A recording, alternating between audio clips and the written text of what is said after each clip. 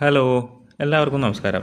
ഇന്നത്തെ ഞങ്ങളുടെ യാത്ര കോഴിക്കോട് കക്കോടിയുള്ള ശാന്തിഗിരി മഠത്തിലേക്കാണ്.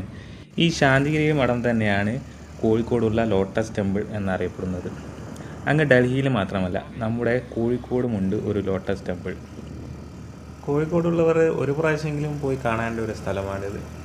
ഞങ്ങൾ ഇങ്ങനെ യൂട്യൂബിലൊക്കെ കണ്ടിട്ട് ആദ്യമായിട്ട് പോവുകയാണ് അങ്ങോട്ട്. എങ്ങനെയാണെന്നൊന്നും അറിയില്ല. ഇത് കോഴിക്കോട് ബൈപ്പാസിൽ നിന്ന് പറമ്പിൽ ബസാർ റോഡ് വഴി ഒരു 3-4 കിലോമീറ്റർ പോയി കഴിഞ്ഞാൽ ഒരു കനാൽ ജംഗ്ഷൻ എത്തും. ആ കനാൽ ജംഗ്ഷനിൽ നിന്ന് ലെഫ്റ്റിലേക്ക് പോയി പിന്നെ ഒരു കുന്നാണ്. ആ കുന്നിൻ്റെ ടോപ്പിലാണ് ഈ ലോട്ടസ് ടെമ്പിൾ അല്ലെങ്കിൽ ശാന്തി മഠം സ്ഥിതി ചെയ്യുന്നത്.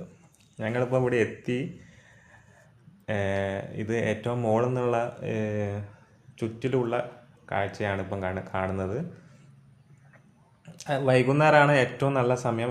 ഇവിടെ വന്നിരിക്കാൻ ഏറ്റവും നല്ല സമയം എന്ന് പറയുന്നത് വൈകുന്നേരമാണ്. സൂര്യാസ്തമയം കാണാം. അതുപോലെ തന്നെ സന്ധ്യ ആയാൽ ലൈറ്റ് ഓൺ ചെയ്യും. അപ്പം കാണാൻ നല്ല രസമാണ്. ഇവിടെ നല്ല കാറ്റാണ്. നല്ല കാറ്റുള്ളത് കൊണ്ട് വൈകുന്നേരം വന്നിരിക്കാൻ പിന്നെ കുറേ പേര് ഇവിടെ നാട്ടിലുള്ള ആൾക്കാർ തന്നെയാണ് മാക്സിമം വൈകുന്നേരം വന്ന് ഇവിടെ ഇരിക്കുന്നതും. പിന്നെ അതുപോലെ സന്ധ്യാസമയത്ത് ഒരു 6:30 മുതൽ 7:30-8 മണി വരെയൊക്കെ പ്രാർത്ഥന ഉണ്ടാവും. പ്രാർത്ഥനയും പിന്നെ ചുറ്റി നടന്നിട്ടുള്ള പ്രാർത്ഥന, അങ്ങനെ കുറേ സംഭവങ്ങളുണ്ട്.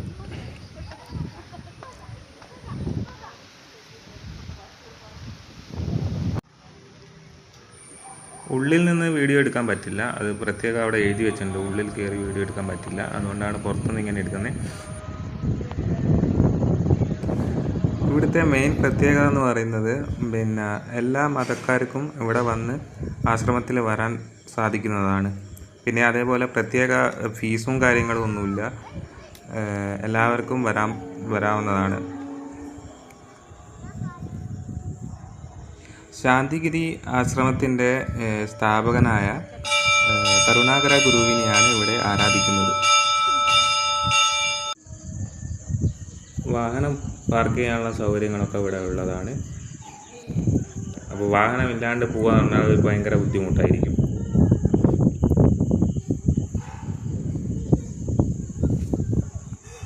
അപ്പം ഫുൾ ലൈറ്റ് ഇട്ടിട്ടുള്ള കാഴ്ചയാണ് നിങ്ങൾ കാണുന്നത്. വളരെ മനോഹരമായ കാഴ്ചയാണ്. അപ്പം എന്തായാലും കോഴിക്കോടുള്ള ആൾക്കാർ ഈ സ്ഥലം ഒരു പ്രാവശ്യമെങ്കിലും വന്ന് കാണണം. അപ്പോൾ വീഡിയോ ഇഷ്ടമായാൽ നമ്മളെ ഈ ചെറിയ ചാനലൊന്ന് സപ്പോർട്ട് ചെയ്യുക. അതേപോലെ